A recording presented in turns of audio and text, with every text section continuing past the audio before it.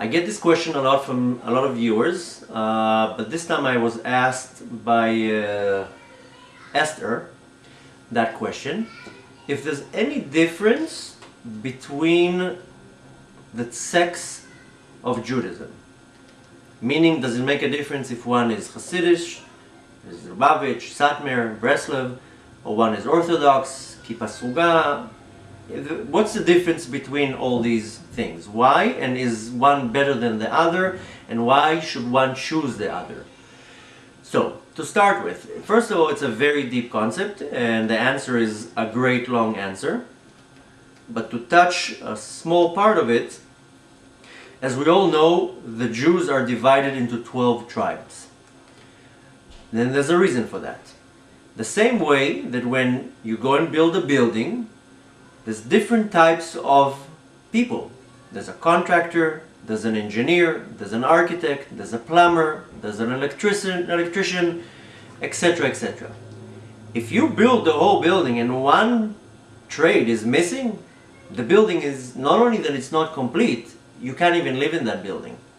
Can you imagine having a building that has no plumbing at all?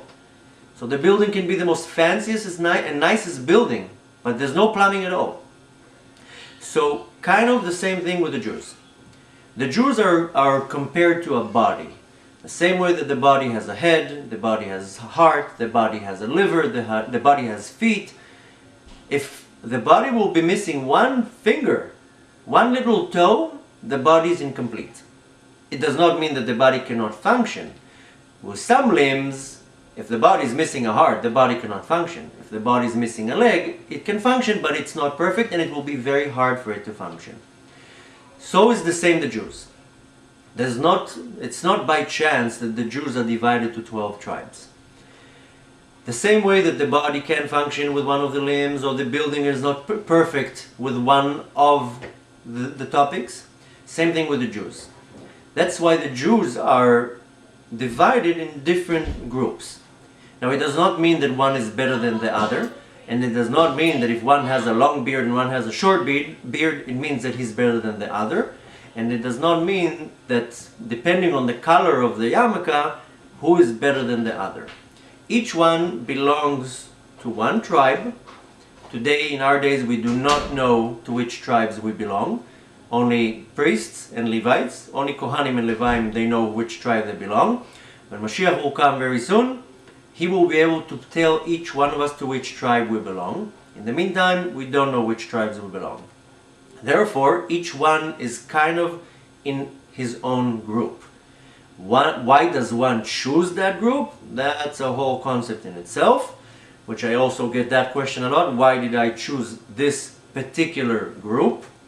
Which I'm going to record an answer about that. You can, follow up and you'll see. But the fact is that each person belongs somewhere. One will belong in the Chassidut of Breslev, and one will belong in being an Orthodox Sephardi, and one will belong in this area, and one will belong in this area.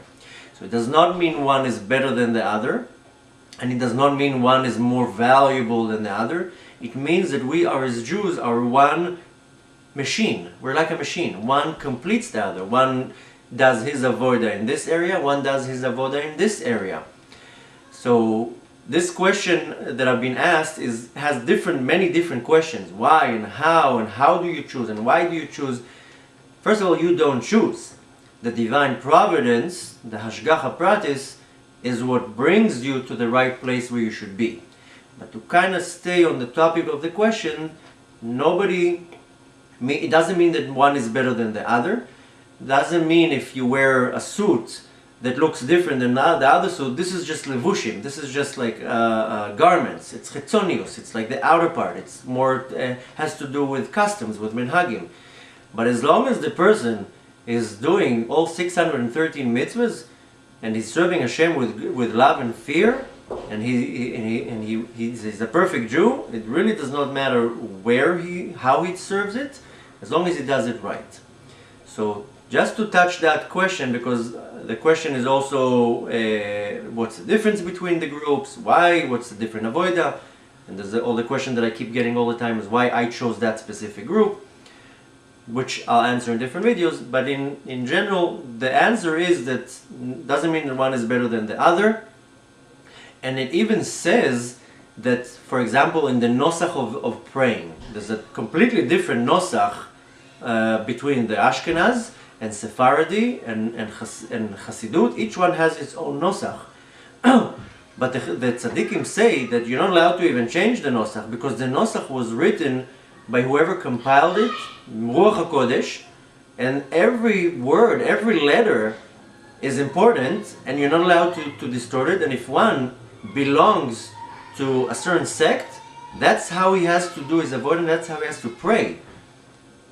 It's explained in different sources that there's 12 gates in Shamayim through where our prayers go from, that each one belongs to his own derech, and that's where he belongs, that's where he has to stay.